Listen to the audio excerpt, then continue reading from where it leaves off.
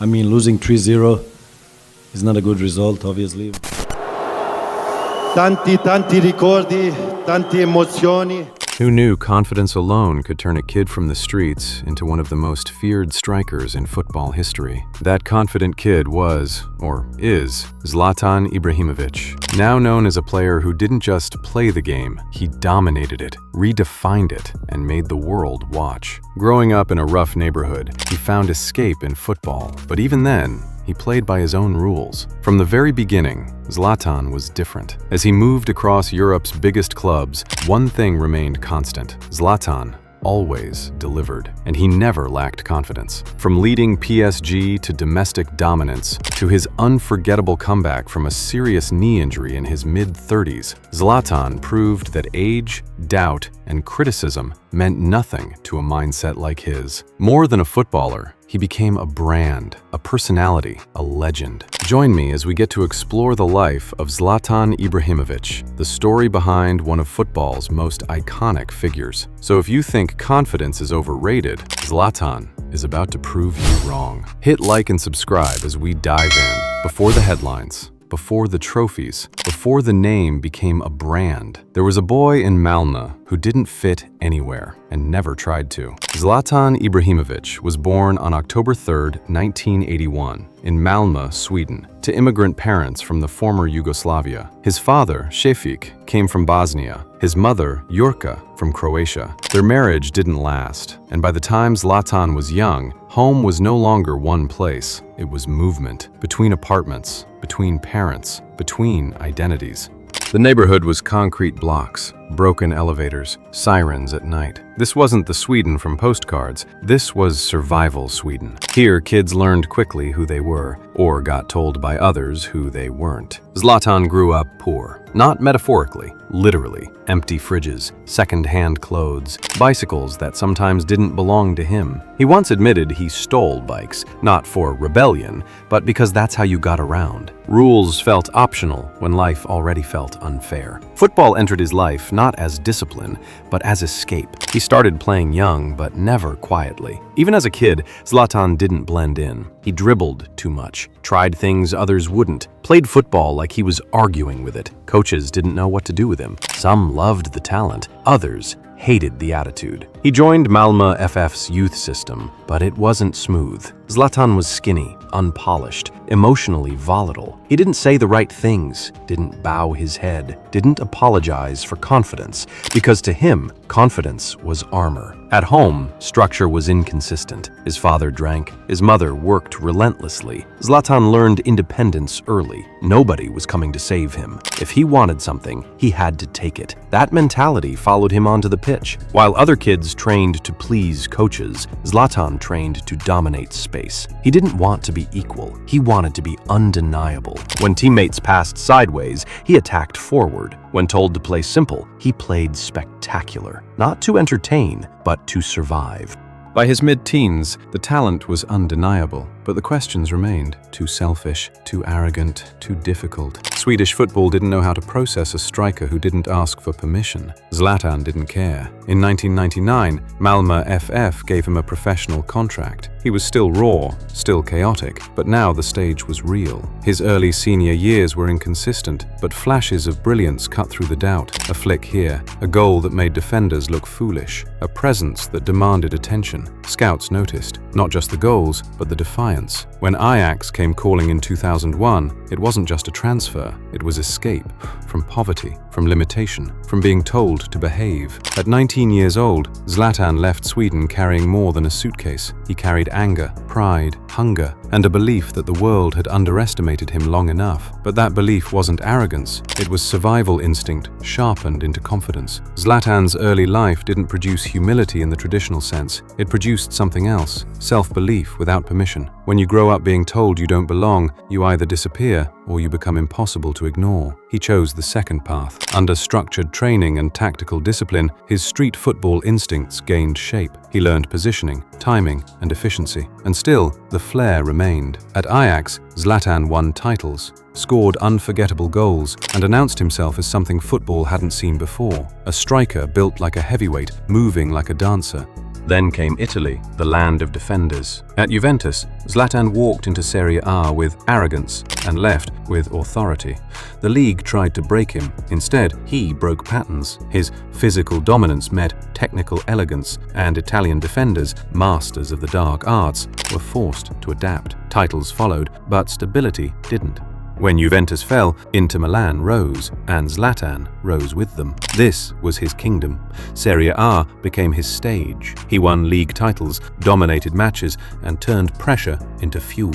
At Inter, Zlatan wasn't just a striker, he was a symbol, confidence embodied. He spoke like a champion before Europe fully believed it. But Europe still demanded proof. That proof was supposed to come at Barcelona. Instead, it became conflict. Zlatan arrived as a star, but found himself in the shadow of a system built for others. His relationship with Pep Guardiola fractured. The football was brilliant, the fit was not. Zlatan scored, contributed, and won, but something was missing, so he left. And football learned a lesson. At AC Milan, Zlatan didn't rebuild, he resurrected. The club was drifting. He arrived, took control, and dragged them back to the top. Serie A title, leadership, ruthlessness. He became the spine of a team rediscovering belief. And when age began to whisper, Zlatan shouted louder. Then came Paris Saint-Germain. This was not a transfer, it was an installation. Zlatan didn't join PSG, he introduced PSG to Europe. Goals rained down, records shattered, trophies stacked. He didn't just dominate France, he defined it. 4 seasons, 4 league titles, over 150 goals. PSG became a global force, and Zlatan was its face. By now, he was no longer just a footballer, he was an event. At Manchester United, questions followed him. Age, pace, longevity. Zlatan answered them with goals, trophies, and presence. He led the line, won cups, and reminded the Premier League that power never goes out of style. Then came the injury, one that should have ended everything. It didn't. In MLS, Zlatan didn't adapt. He arrived and dominated. His debut goal from impossible distance, his interviews, his performances. The league didn't sign Zlatan. Zlatan arrived and made it famous. He turned stadiums into theaters and defenders into spectators. But his story demanded a final act. So he returned to AC Milan, older, slower, supposedly finished. And once again, he changed everything. Leadership replaced speed, mentality replaced minutes. In 2022, at merely 41 years old, Zlatan helped Milan win the Serie A title, a full circle moment, from rebel to elder king. When he finally retired in 2023, football didn't just lose a striker, it lost a force of nature. His professional life isn't measured only in trophies or goals, though there are many. It's measured in impact, in the way he changed clubs, challenged coaches, redefined longevity, turned self-belief into a competitive advantage.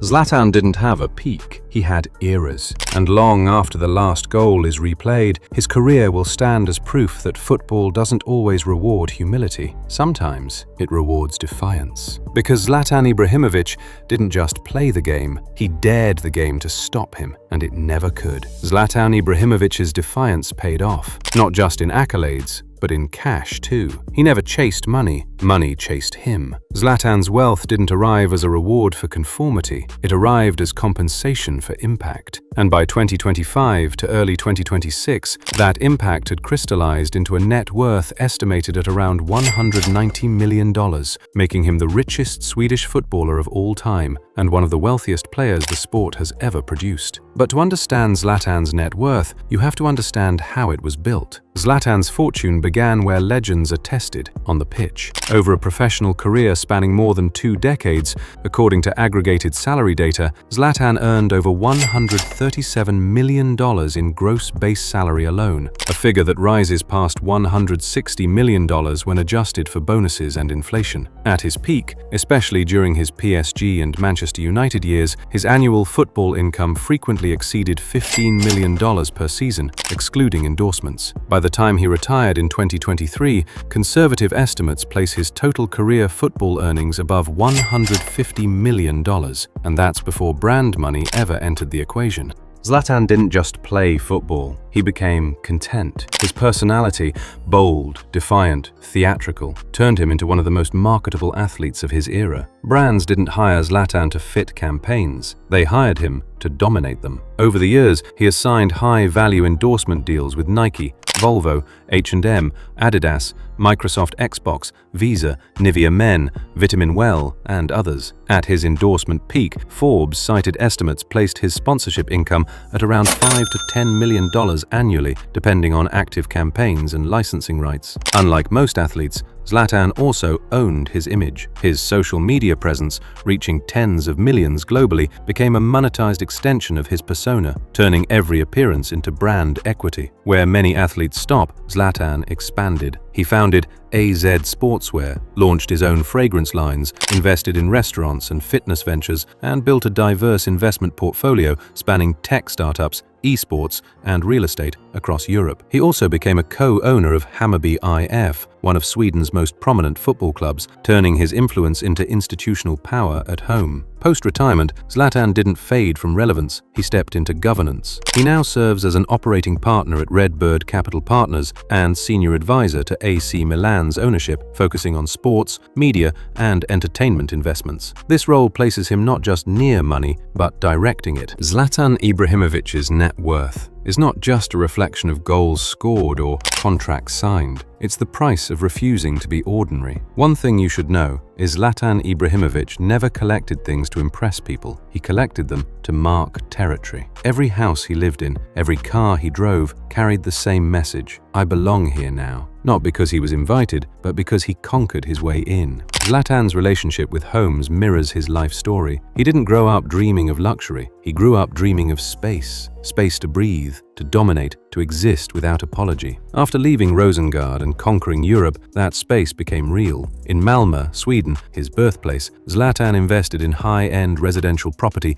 early in his career, anchoring himself to home even as the world opened up. Over time, he accumulated multiple luxury properties across Sweden, including villas valued in the multi-million-dollar range, chosen for privacy rather than spectacle. But it was Paris where Zlatan fully stepped into architectural dominance. During his reign at PSG, he lived in a luxury Parisian mansion, reportedly worth several million euros, a residence that matched his status as Ligue 1's undisputed ruler. This wasn't a flashy celebrity home, it was discreet, fortified, and exclusive. The kind of place you disappear into after dismantling a league on weekends. Then came Manchester. While playing for Manchester United, Zlatan rented a high-end mansion outside the city, chosen for seclusion and control rather than proximity to nightlife. It was large, gated, and private, built not for parties, but for recovery and isolation. Even then, Zlatan lived like someone passing through history, not settling into it. But the most symbolic property came in Milan. During his final chapter at AC Milan, Zlatan lived in a luxury Milan residence, understated by Italian standards but immaculately positioned. By this stage, houses were no longer statements of success, they were command centers, places where leadership replaced speed